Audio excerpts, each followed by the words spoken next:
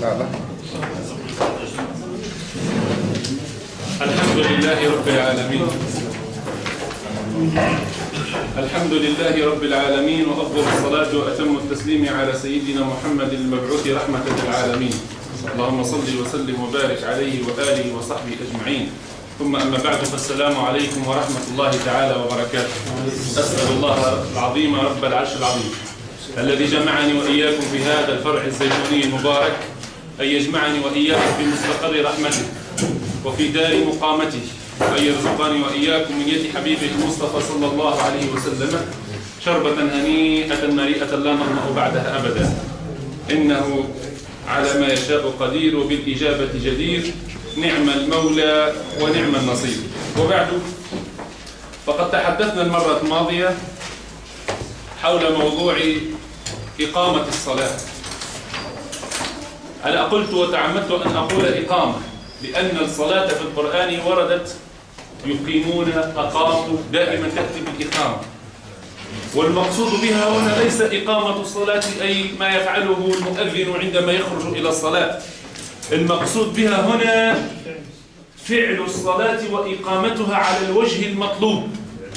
فعل الصلاة وإقامتها على الوجه المطلوب. واليوم سندرس في حصتنا هذه إن شاء الله عز وجل، سندرس الفعل المطلوب في إقامة الصلاة.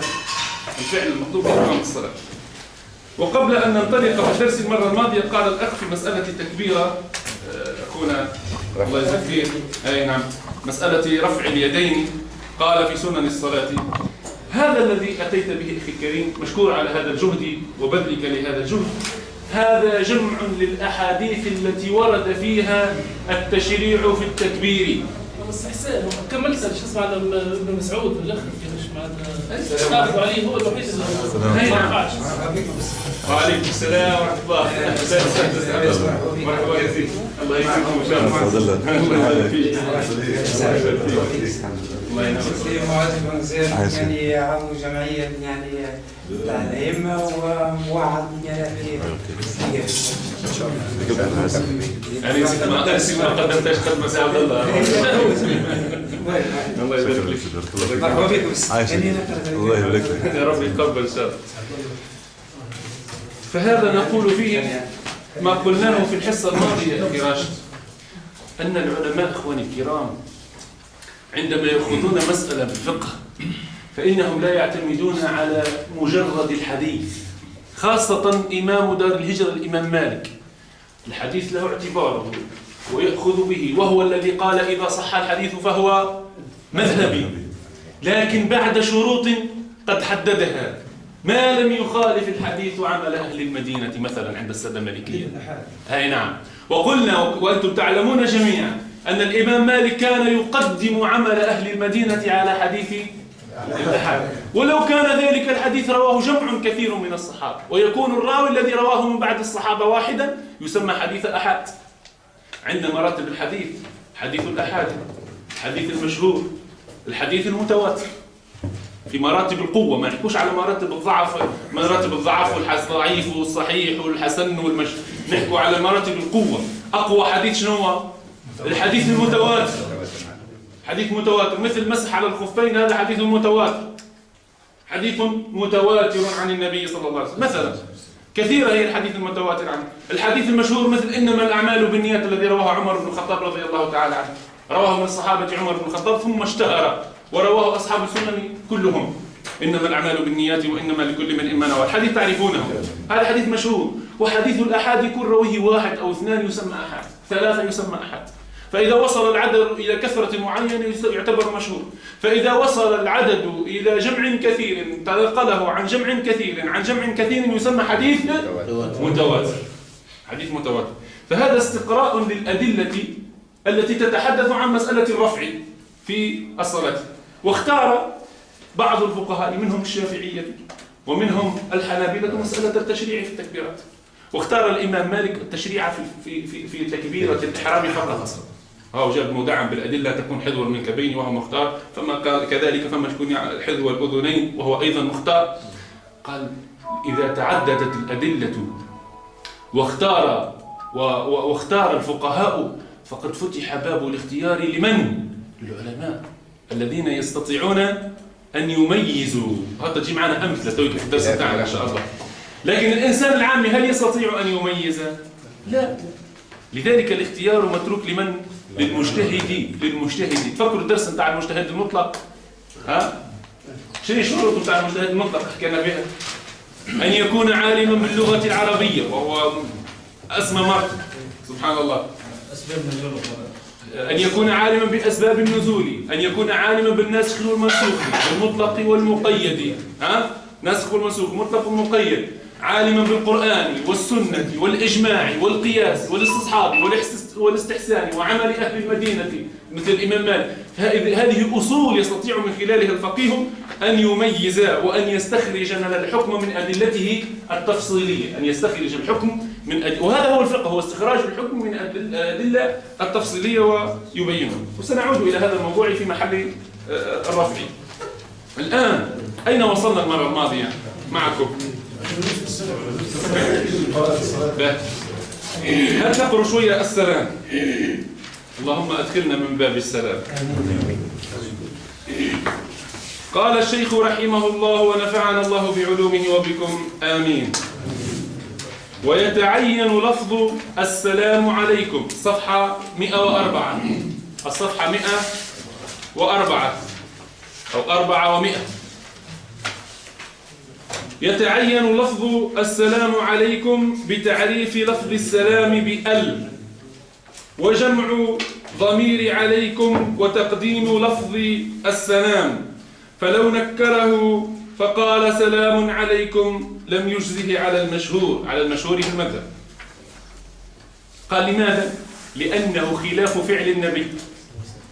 اكتبها في ديما اكتبوا حاجة حتى ما بين قوسين على المشهور في المذهب، اكتبوا بجنبها لأنه خلاف فعل النبي. لما الرصاص يكون أفضل من سيلة حمراء، بالك من سيلة حمراء.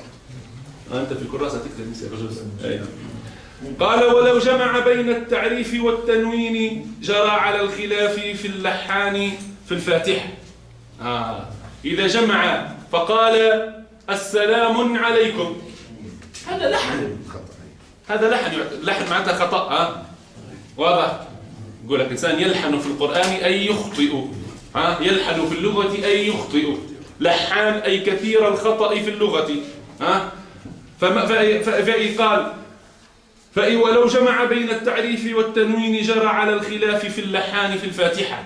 وقلنا نحن والذي يلحن في سورة الفاتحة إما أن تصح صلاته مع الإساءة لأنه قد لحن لحنا خفيا، وإما أن تفسد الصلاة لأنه قد لحن لحنا جليا. فمن الألحان الجلية أنعمت عليهم ولا الضالين، هذا لحن جلي. لماذا لحن جلي؟ لأنه يغير المعنى. هناك 5 أنواع من اللحن الجلي. أحسنت، يغير المعنى. وكقول الرجل الحمد لله رب العالمون. فما ناس تقرأ هكذا. هذا قال لماذا لا تبطل الصلاة؟ قال لأن هذا ليس قرآن، الذي قرأه ليس قرآن، لأنه غير المعنى تغييرا كليا. فقال فإذا قال الرجل في لفظ السلام السلام عليكم، السلام عليكم، هذا لحن جلي. لحظة، هذا لحن جلي يغير المعنى ويفسد المعنى. واضح؟ ولأنه على خلاف ما أتى به النبي صلى الله عليه وسلم. تفضل سيدي. هناك من اللحن الجلي ما يفسد المعنى وما لا يفسد المعنى. أي نعم. إذا أفسد المعنى بطل الصلاة. صح. إلا لم يفسد المعنى. مع الإثم والتقصير. ماذا؟ لذلك توه شو يقولوا مشايخنا توه الحضري قال الآن، وهذا يمكن حتى أنتم تستوعبوه إن شاء الله. الآن لا عذر لا عذر. الفقه موجود، اللي يحب يقرأ مرحبا به. هيك ولا؟ الفقه تو الحمد لله موجود في الحامة، موجود في جابس، موجود في برشا ولايات. الآن غير معذور بجهل الإنسان. يمكن قبل 4 سنين التالي وقت اللي كانت البيعة ما عارفينها كل وقتها يمكن معذور بابايا وولدي وولدك في الحكاية هذيك. أما الآن رفع. الآن لابد من التعلم، لابد من التعلم. وكيف يكون التعلم؟ بهالمجالس هذه، بالتلقي. أنا هذا الكتاب تلقيته عن شيخ، وشيخي تلقاه عن شيخ، وهكذا إلى الإمام محمد بن أحمد الفاسي المشهير بميارة. لذلك لا غنى لنا عن مدارسة العلم. قال الشاعر: يظن الغمر أن الكتب تهدي أخا فهم لإدراك العلوم، وما يدري الجهول بأن فيها غوامض حيرت عقل الفهيم. إذا رمت العلوم بغير شيخ ضللت عن الصراط المستقيم، وتلتبس العلوم عليك حتى تكون أضل من توم الحكيم. تعرفون توم الحكيم؟ توم الحكيم هذا كيفاش قلت؟ توم الحكيم هذا رجل يدعي العلم وهو وراق. متى وراق؟ ياخذ في العلم يكتب من غير شيخ، يزيل هذه الوصفة. قيمة الشيخ. ها؟ كيفاش؟ يحب يستدرجنا بقيمة أي نعم. أي نعم.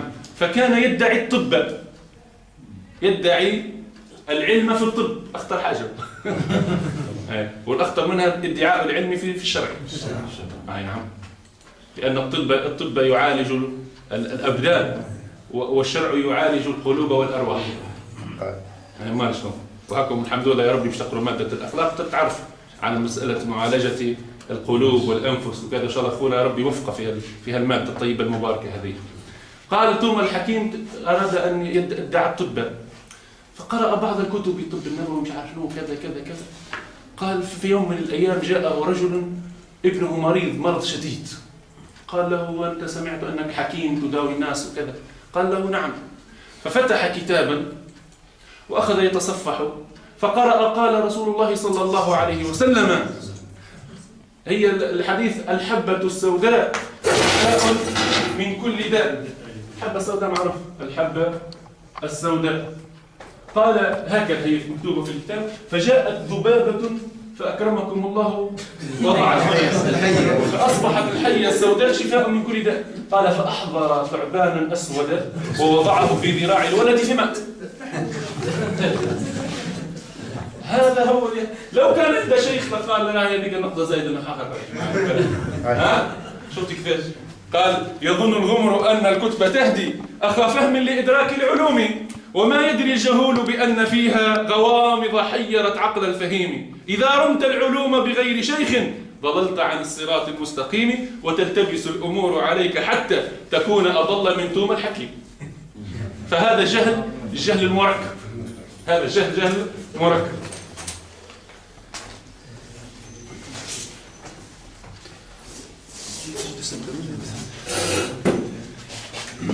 نعم. قال: ولو عرف بالإضافة فقال: سلامي أو سلام الله عليكم، أو قدم الخبر على المبتدأ فقال: عليكم السلام، لم يجزه، لا تجزي هذا السلام.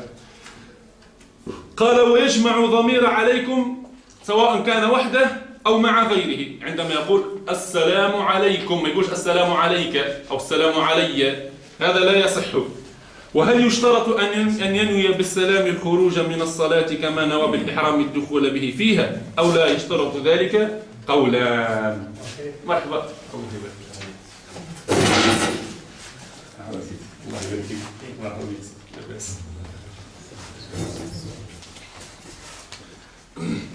قال: وهل يشترط أن ينوي بالسلام الخروج من الصلاة كما نوى بالإحرام الدخول به فيها، أو لا يشترط ذلك؟ قولا. هذا إخواني الكرام اكتبوا، هذا اسمه تفريع. ما اسمه؟ اسمه تفريع. الآن الشيخ ماذا سيفعل؟ هذه جبتها لكمش المرة اللي فاتت، تركناها الحصة هذه إن شاء الله. ايش معنى التفريع؟ سيفرع الشيخ مسألة عن المسألة التي ذكرها. هاي ما فيها قال سبحان الله، قال: لماذا كثر في هذا الزمان السؤال أكثر أسئلة في الصلاة شنية؟ علاش؟ على السهو. قال: هذه أمور مستحدثة في هذا الزمان، في زمانهم ما كانوا يسألون كثيرا.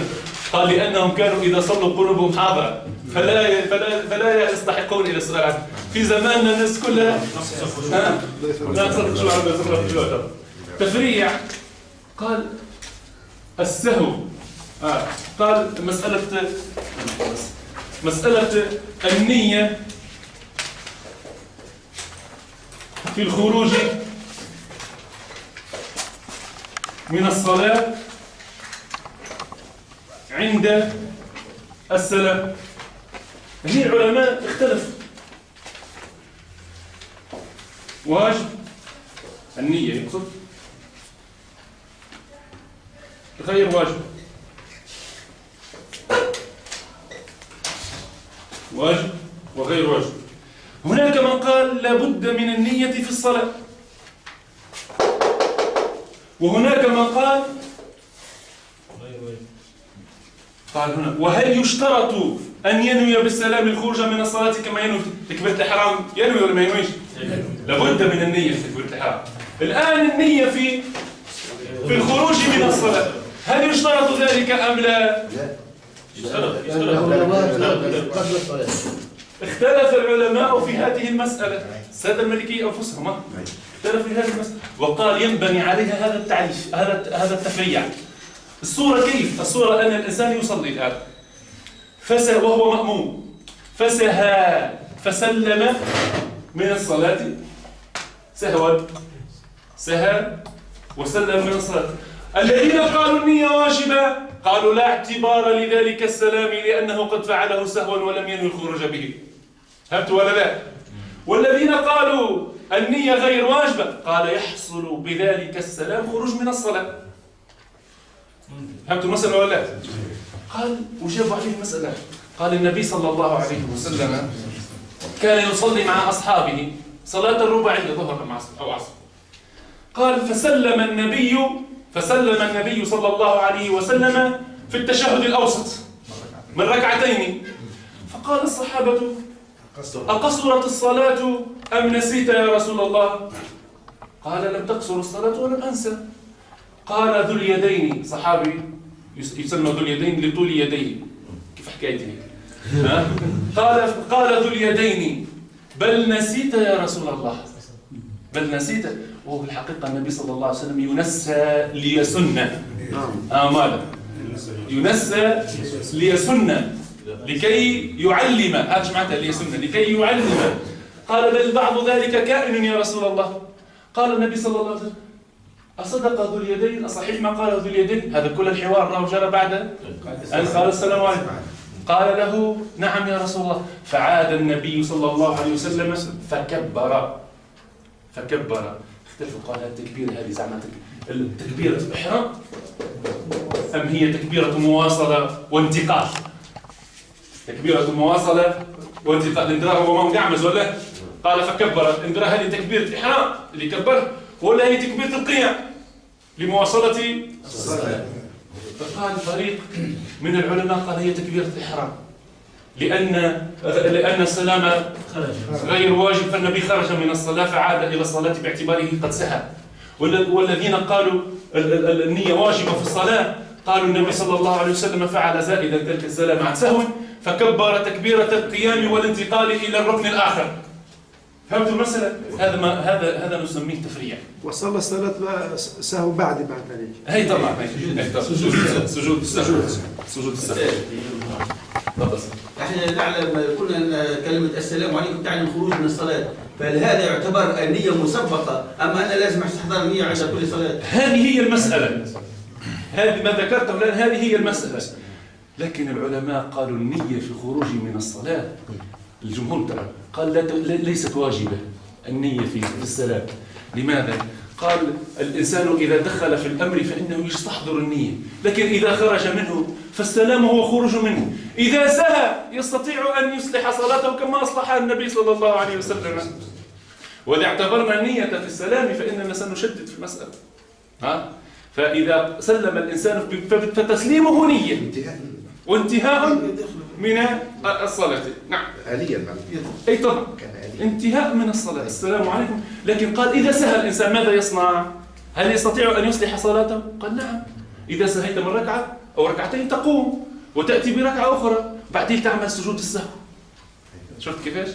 وتجي معنا المسألة بالتفصيل عند الحديث عن باب السهو في الصلاة. ثم باب كامل تحدث فيه على الصور التي فيها السهو في الصلاة. معلش راه الفقه بتاع الصلاة من أهم الأمور التي يجب أن نتعلمها، لأننا نمارسها يوميا. نقرأ الفاتحة 17 مرة في ونصلي ما شاء الله من الركعات ومن النوافل ومن الفرائض. فهمنا المهم التفريع هذا علاش ذكرها الشيخ هني من قال أنه نية. الآن 11 الجلوس للسلام. قال أي الجلوس بقدر ما يقع فيه السلام، وأما الزائد عليه فسنة كما يأتي في السنن. تنجح إن شاء الله. قال ويستحب في صفة جلوسه للتشهد أو بين السجدتين جعل الورك الأيسر على الأرض ورجله اليمنى على اليسرى وبطن إبهام اليمنى أو جنبها للأرض وكفاه مفتوحتان أو مفتوحان على فخذه. شكون يعرفها الصورة هذه؟ مش سجادة سيدي هني؟ شكون السجادة؟ هذه مسألة تسمى التورك. التورك مقصود بها الجلوس. والمسألة الأخرى التي تشبهها اسمها الافتراش. عندنا مسألتان: التورك والافتراش. التورك هو الذي اختاره الإمام مالك في الصلاة. لا نحب الإخوة يشوف حتى نصلي هيك، لأن التمثيلية لا تحتاج إلى النية. المسألة ذلك، وإذا مثلت لكم ذلك تستحضرون أحسن من أن أقرأها وأمر. يعني تطبيق. نعم. فالتورك قال هنا جعل الورك الأيسر على هذا اسمه الورك الأيسر. شوفوا جميعا نجيب يمكن تحكي معكم الرأي.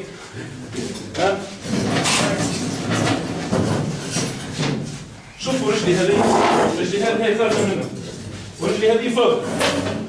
اللي حد يقرب هني زال شيء ولا ها؟ هذا اسمه التورك.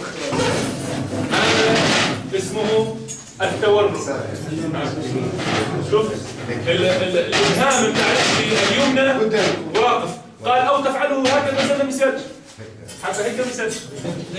لكن هذه الصورة إذا كان اتساع، ما يجيش واحد يبدأ يلز في خير. السنة إذا تعارضت مع الازدحام فإننا نسقط السنة ونراعي حال المسلمين، لأن زحام المسلمين وإذايتهم معصية وأذى. شفت كيفاش؟ لكن إذا كان في مكان اتساع فهذا هو المختار عند الإمام مالك في التشهد الأوسط والأخير. والمسألة الثانية هكذا التي نفعلها كثيرا، هذه أيضا سنة. قعمز على رجل اليسار ورجلي هذه لا.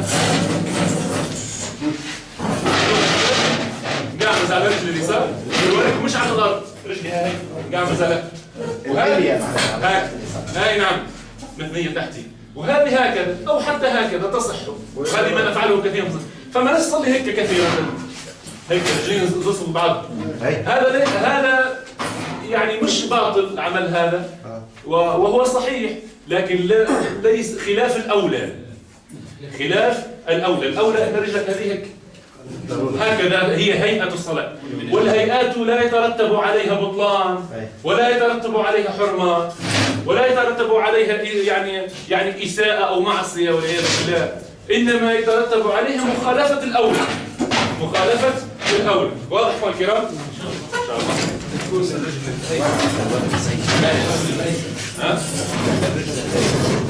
إذا عكس أساء خالف الهيئة التي صلى بها رسول الله صلى الله عليه وسلم.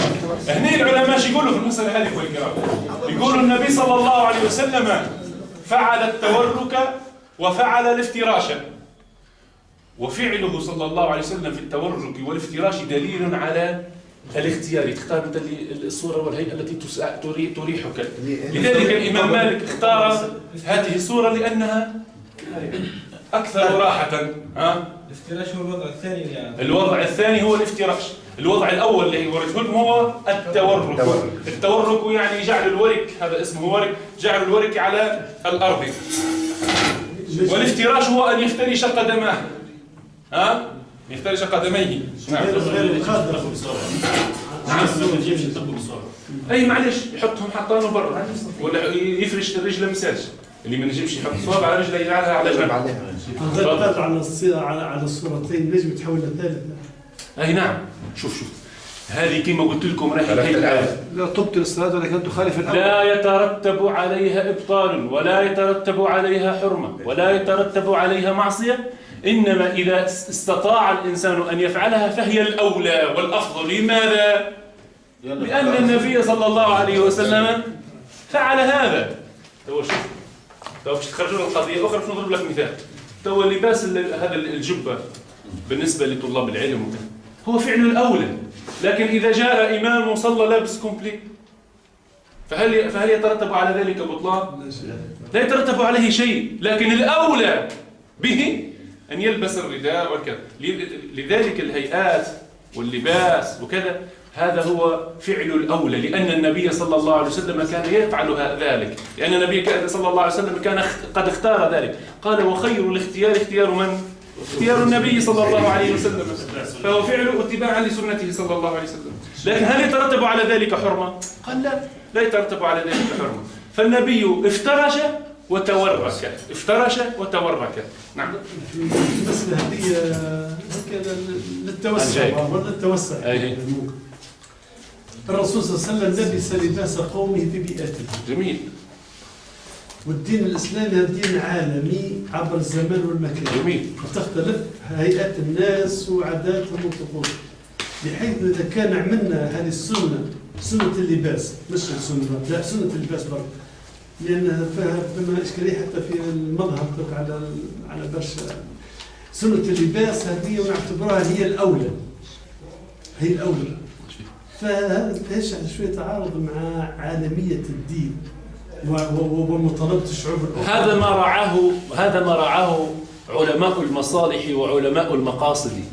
علماء المصالح مصلحة وعلماء المقاصد هذا ما رعوه في هذا الباب.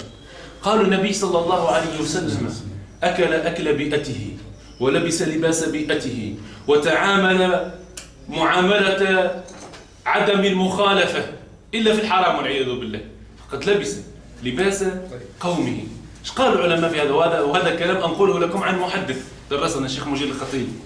قالوا النبي لبس لباس قومه، وكان صلى الله عليه وسلم يلبس كما يلبسون ويأكل كما يأكلون. فأكرمكم الله أبو جهل وغيره من المشركين كان يلبس العمامة وكان يفعل هذا اللباس الجبة التي كان مثل التي لبسها النبي صلى الله عليه وسلم. غير أن العلماء قالوا ومع ذلك فخير الاختيار أحسن ما اختاره هو الذي اختاره النبي صلى الله عليه وسلم. لكن إذا تعارض مع عالمية هذا الدين ومصلحة هذا الدين وكان سببا لبعد الناس عنك، فالأولى أن تتأقلم مع بيئتك بصورة لا تفعل فيها حرام. نحن نقول الإنسان له أن يلبس كما تلبسون لباس قومنا هذا الذي تلبسون، لكن ليس فيه حرام. لا يصف العورة ويحجرها كما السروال المضبوط، ولا يصف ولا يشف مثل ما يفعل بعض النساء، نسأل الله السلامة والعافية. فقال يجب مراعاة هذا الباب. فإذا راعى الإنسان هذا الباب، الجبة بالطريقة هذه ما كان يلبسها النبي صلى الله عليه وسلم بالطريقة، واللباس المغربي اللي تعرفونه فيه تربوشة متاري ما كان شكل آخر. قال هذا يدخل في الأعراف، والعرف له اعتبار وعليه حكم الشرع يدار، فالعرف لابد من مراعاته. لكن إذا لبس الإنسان لباسا يعتقد أو يظن أنه غالب لباس النبي صلى الله عليه وسلم وأراد أن يختار ذلك، فهل يثاب على ذلك؟ قال نعم يثاب على ذلك. فأكون هكذا يريد أن يلبس لماذا لو سألنا؟ قال أنا أحب أن أتشبه بالنبي لأني أحبه. فهل يثاب على ذلك؟ نعم يثاب على ذلك. الأخ كذلك يفعل، يثاب على ذلك أم لا؟ يثاب على ذلك.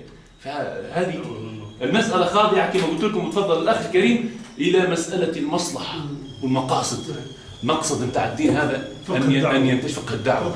لذلك من الإساءة أن الإنسان مثلا من الإساءة الإنسان في بلده أن يلبس لباسا غير معهود في بلده. توا كنت في مكة المكرمة، ولو أن الباب فتحنا قوس، كنت في عمرة، فدخل رجل من إفريقيا، رجل طويل قامة ما شاء الله، يلبس لباس قطعة قماش كبيرة مدورها على بيتنا كامل لونها أحمر، ولابس كابوس مشعشع بكل الوان. قلت سبحان الله، نقولوا احنا كل بلاد ورطالها. هو داخل المسجد النبوي حط في باله اللي هو حاط الحطه، اللي هو جايب اجمل لباس باش يلقب به النبي صلى الله عليه وسلم. قلت هذا لو يلبسه في بلادنا لضحك عليه الناس. شفت كيفاش؟ لذلك لما درسنا العلم في دمشق كان المشايخ يقولون لنا راعوا لباس القوم والقريه اللي انتم فيها. الفهم الصحيح. كان حبيت البس لباس طلاب العلم والعلماء تاع دمشق، ما تلبسليش جبه تونسيه في دمشق. لماذا؟ قال لي أن تصبح تشار إليك بالبنان. ما هذا اللباس الغريب؟ مش مسألة خالف تعرف. شفت كيفاش؟ فأرادوا أن يراعوا المقصد وعالمية كما تفضل الإسلام في هذا الباب، خاصة في أوروبا وغيرها من القارات الأخرى. قلت هذا الرجل سبحان الله دخل إلى المدينة رسول الله يلبس هذا اللباس، يعني هو ماشي في باله اللي هو أجمل لباس، هذا أحسن، لبس أحسن ما لديه، جاي المسجد النبوي. قلت سبحان الله، فلا بد من مراعاة هذا الجانب. قال ويستحب في صفة جلوسه للتشهد أو بين السجدتين جعل الورك الأيسر على الأرض ورجله اليمنى على اليسرى وبطن إبهام اليمنى أو جنبها للأرض وكفاه مفتوحتان على فخذه. الكفين مش مقبوضتين هكذا ومش هكذا، بعض الناس يفعل مفتوحتان على فخذه. مفتوحتان يقصد بها مش صوابع، لا مش مقصود بها الأصوابع مفتوحتان، الافتتاح هذاك المعهود. فهذا فيه مشقة، هكا فيه مشقة، أي تكلف صحيح، فيه مشقة وتكلف. فتح الكفين فتحا معتدلا، فتح الكفين فتحا معتدلا. كل مسألة فيها التكلف في الصلاة هي مكروهة وتصل أحيانا إلى درجة الحرمة. هذا نرجعها في مسألة الاعتدال والطمأنينة. 12 ترتيب أداء الصلاة بحيث يقدم القيام على الركوع. طبعا القيام هو قبل الركوع، والركوع على السجود. طبعا الركوع هو قبل السجود، والسجود على الجلوس. قال الإمام القباب أبو العباس القباب الفاسي من كبار فقهاء فاس رحمه الله، الإمام القباب أبو العباس، وهو من الذين راسلهم الإمام الشاطبي في مسألة مراعاة الاختلاف. راسله الإمام الشاطبي في مسألة مراعاة الاختلاف، راسله هو والإمام ابن عرف الورغمي. قال الإمام القباب فلو عكس أحد صلاته فبدأ بالجلوس قبل القيام أو بالسجود قبل الركوع وما أشبه ذلك لم تجزه صلاته بإجماع. المقصود بإجماع هنا إجماع العلماء والمسلمين جميعا. إذا قلنا باتفاق في الفقه، هذا راه مصطلحات مهمة هذه راه. إذا قلنا باتفاق أي باتفاق أهل المذهب المالكي مثلا، باتفاق الشافعية، باتفاق مذهب الشافعية، باتفاق قلنا في كتاب الفقه هذا لأن فقه مالكي يعني باتفاق علماء المذهب. ولكن إذا قلنا بإجماع يقصد به استيعاب الجميع، اللي هو المصدر الثالث من مصادر التشريع، القرآن والسنة والإجماع والقياس والاستصحاب والاستحسان وغيره. شفتوا كيفاش؟ فلو عكس الإنسان فرائض الصلاة فينجر على ذلك بطلان الصلاة. حتى في حالة المسبوق إذا كان في وضع سجن يعني يخرج على الإمام هو في وضع سجن، نجم يستنى الحالة التوقع ويحترم الواجب هذا. لا، قال لك المسبوق في سيدي الكريم، المسبوق إذا جاء فوجد الإمام على هيئة من الهيئات فإنه يفعلها. ما يقولش هاو قريب يطلع خليني نبقى واقف نستنى، لا، هذاك في إساءة. قال لأن متابعة الإمام أولى. هذه مسألة ثانية. الثانية قال لعله يدرك الإنسان الموت ويكون قد كبر وصلى وهو في صلاة ما يدرك، صح ولا لا؟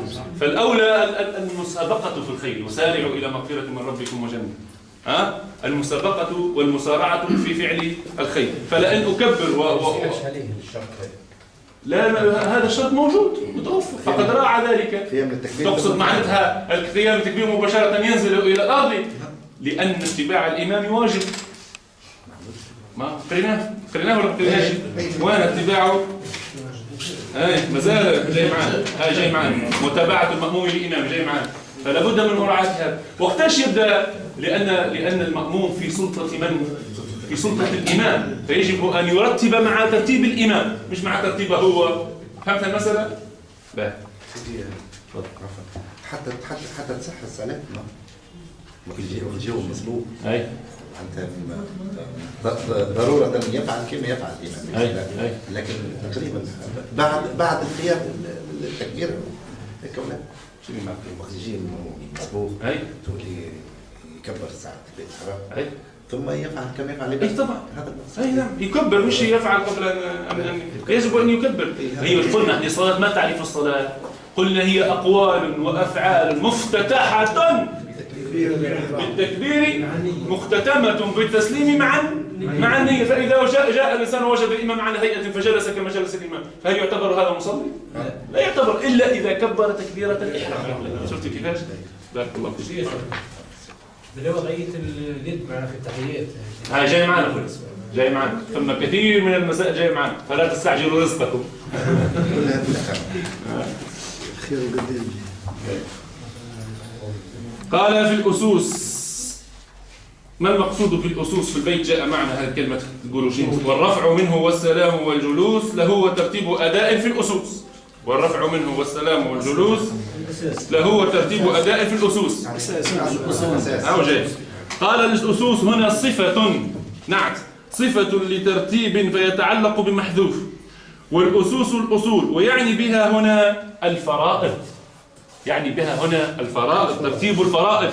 واحترز بذلك من ترتيب الأداء بين الفرائض والسنن، كتقديم الفاتحة على السورة أو فيما بين السنن، كرد المأموم السلام على إمامه ثم على من على يساره، فإن ذلك سنة لا واجب، والله تعالى أعلم. وجاي معنا في هذا المبحث، جاي معنا في باب سنن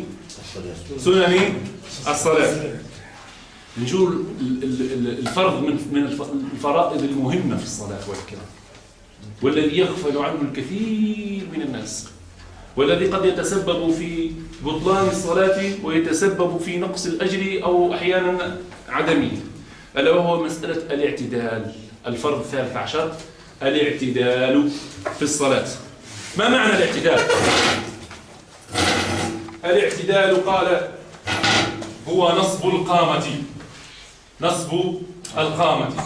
فإذا إنسان ركع هكذا كيف يعتدل؟ بأن تستوي أعضاؤه قائمة هكذا.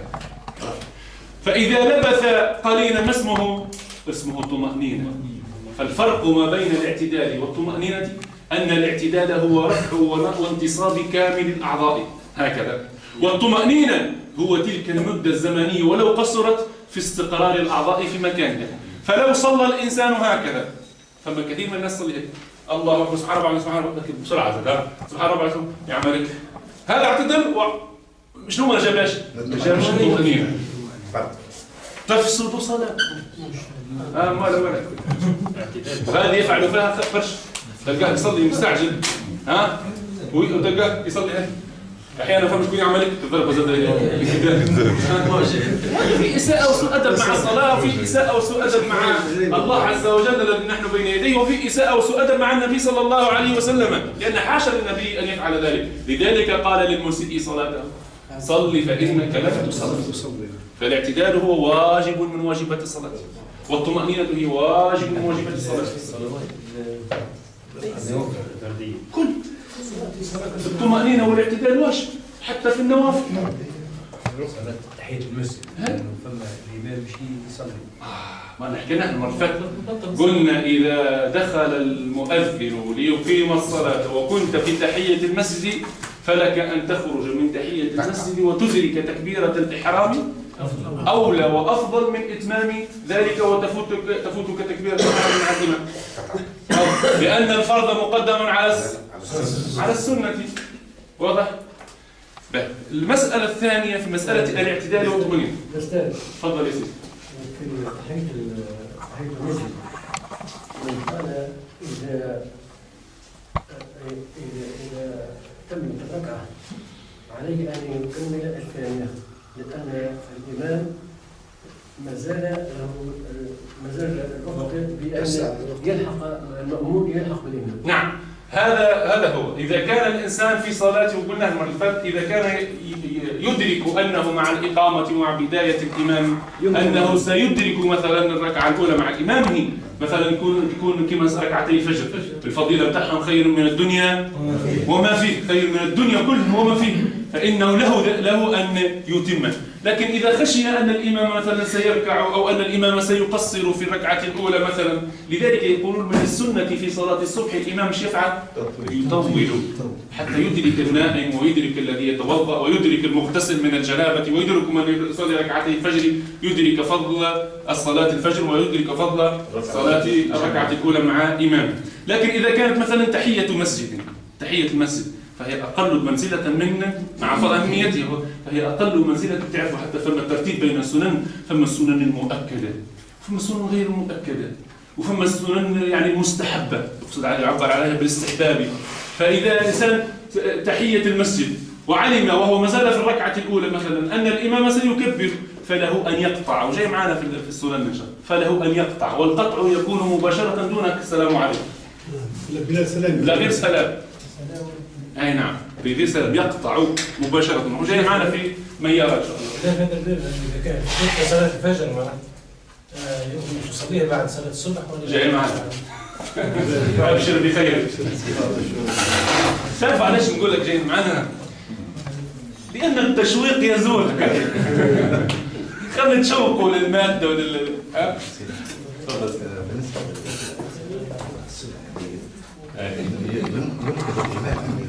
ينطبق عليه الأولاني في الصف مازال مش فاهم الحكاية يستناها. قال يسن للإمام إذا كبر للركوع وعلم أن الناس جايين ولا سمعت واحد جاي، قال يسن أن ينتظره قليلا حتى يدرك الركعة. مش مات 9 دقائق. لا، ولا يسن للمأموم أن يأتي راكضا أو يقول لا استنى، أو عند مفاتيح يشكشك فيهم. هي موجودة في كتب الفقه في التفريعات وفي الحواشي، موجودة الصور هذه. واضح؟ أنا من الواقع مستمد من الواقع. أي من الواقع صحيح، من الواقع. المفروض أن الصف الأول يستنى الأول إذا لقاه مثلا في التحيات مثلا كذا يستنى شوي، ينتظر قليلا. الإمام هو له التصرف في المسألة هذه بالحكمة في حدود الشرع، له أن يتصرف في هذه الأمور. زي اليوم مثلا كنا في صلاة الفجر ننتظر شيئا وكان يعني درجه يوصل وكذا، فالإمام في جماعة الجامعة زادوا دريج. لماذا؟ حتى يأتي عدد أكبر في المنشط على نحن الساعة التي كنا به اليوم في جابس، حتى يأتي عدد أكثر من المصلين وحتى يلتحق بنا الضيف اللي جانا من مدنين. هذا من مراعاة مقصد الجماعة وفضل الجماعة، حكمة يعني، ومن يؤتى الحكمة فقد أوتي خيرا كثيرا. هناك من تكبيرة الإحرام ينتظر المصلين الكل يكبروا تكبيرة الإحرام بعد برهة من الزمن ثم مش عارف. أنا جاي. قال الاعتدال وهو نصب القامة، ذكره ابن الحاج، فلو لم يعتدل فقال ابن القاسم أجزأه ويستغفر الله. ابن القاسم هذا من تلميذ الإمام مالك.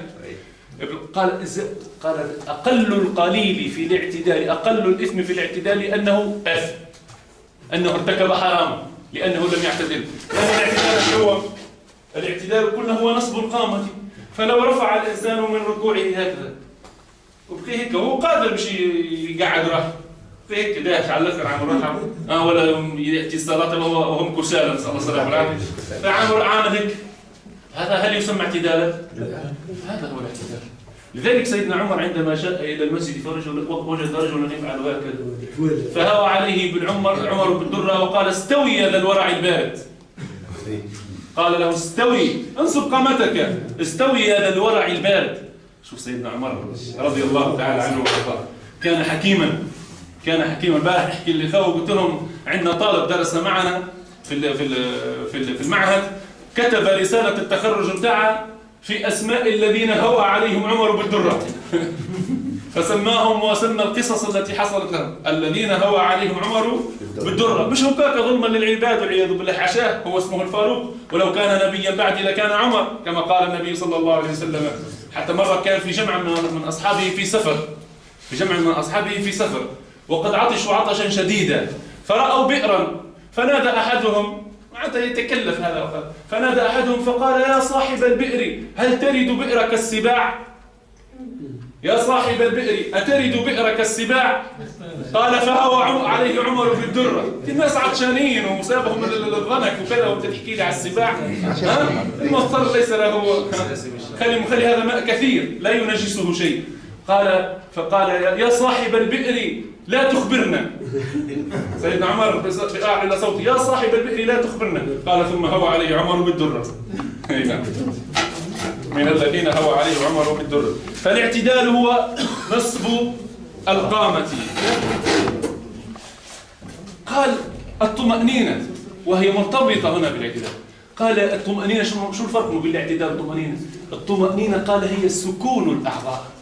شفتم بكري قلت لكم اعمل هيك اركع هيك واعمل هيك وبعدين ارجع، جاب الاعتدال مش ما جابش، لكن اللي ما جابش شنو هو؟ الطمأنينة. وكل يبدا يزد هيك للي هذاك جاب الاعتدال، لكن الطمأنينة الاعتدال أن توصل جبهتك إلى الأرض، والطمأنينة أن تلبث زمنا على الأقل سبحان ربي الأعلى زمنا يسيرا تستقر فيه الأعضاء. شفتوا كيفاش اخواني الكرام ما تكونش الأعضاء لو حركت يدي هكذا، ايدي هاي مستوية، ومتى تسمى اطمأنت؟ عندما تقف وتستقر الأعضاء. هكذا هو مسألة الطمأنينة في الصلاة. قال وهي سكون الأعضاء ولا ملازمة بين الطمأنينة والاعتدال، إذ قد يعتدل ولا يطمئن فينصب قامته ثم يسرع للركن قبل أن تسكن أعضاؤه.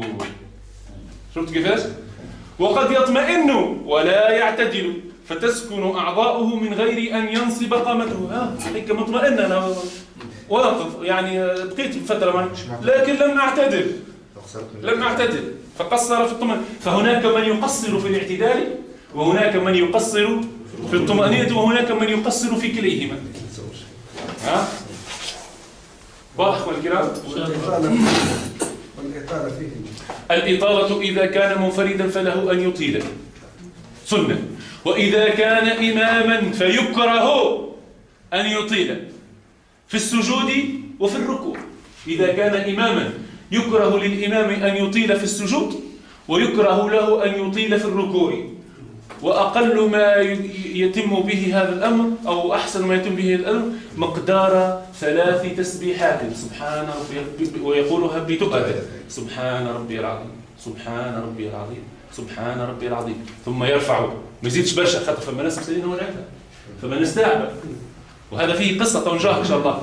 وفي السجود أيضا إذا كان إماما ومعه مأمومين فالسنة أن لا يطيل كثيرا في السجود، فمشكون مريض، فمشكون مسكين عنده الدوخة، فمشكون مسكين عنده ضغط الدم، فيراعي الإمام هذه المسائل. وكان النبي صلى الله عليه وسلم هكذا، حتى أن بعضهم ذهب لصحابي قال كان يصلي بالناس ويطيل على الناس، فاشتكى منهم من شك اشتكوا منه العباد. قال يا رسول الله صلى الله عليه وسلم، قال أتريد أفتان أنت؟ أفتان أنت؟ شوف معناتها الكلمة خطيرة لي، أفتان أنت. ايش معناتها فتان؟ يعني تعمل في فتنة، تعمل فتنة يكره الناس الصلاة معك. لذلك السنة الإمام أن لا يطيل، إلا قال العلماء استثناء واحد، إذا كان الإمام هذا معه جماعة كلهم متفقين يحبوا يقروا زايد قرآن يطولوا، يحبوا يطول، فهذه الجماعة هذه باتفاقهم. معلش كان في دمشق مسجد الإمام النووي فيه الشيخ شيخ مجير كان يطيل يقرأ سورة النساء في ركعتين عادي، ويحبوا يصلوا معك يمشوا له، معروف طلاب العلم اللي يمشوا. لكن الجامع المطروق مثل جامعنا هذايا هو جامع مطروق، المتعدي والمسافر وكذا يجي يدخل في وسطه، فالسنة ألا يطيل. هذه جاي معنا في المستحبات وجاي معنا في السنن. ولا واقع الشيخ واقع الحادثة معناه. أي نعم. يعني المأموم ما تيجس السجود ياسر وطول الإمام ويحكي لنا فيه. لأن كملت الدعاء كله بعد يقول يا رب شر يرفع راسك، يا رب شر يرفع راسك.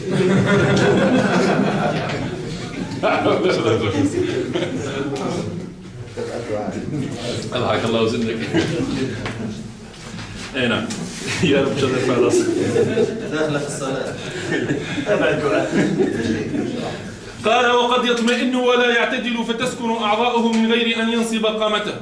ولما كان قوله مطمئنا حالا غير لازمة من المعتدل المدلول عليه بالاعتدال، وخاف أن يتوهم أن ذلك الاطمئنان على طريق الأولى، فقد زاد بعده ما يرفع هذا الوهم ويبين كونه من الفرائض، وهو قوله بالتزام، أي أن يكون هذا الاعتدال والاطمئنان بالتزام، يعني أن يفعله فعلا واجبا متعلق بمحذوف حال من الاطمئنان المدلول عليه بمطمئنا.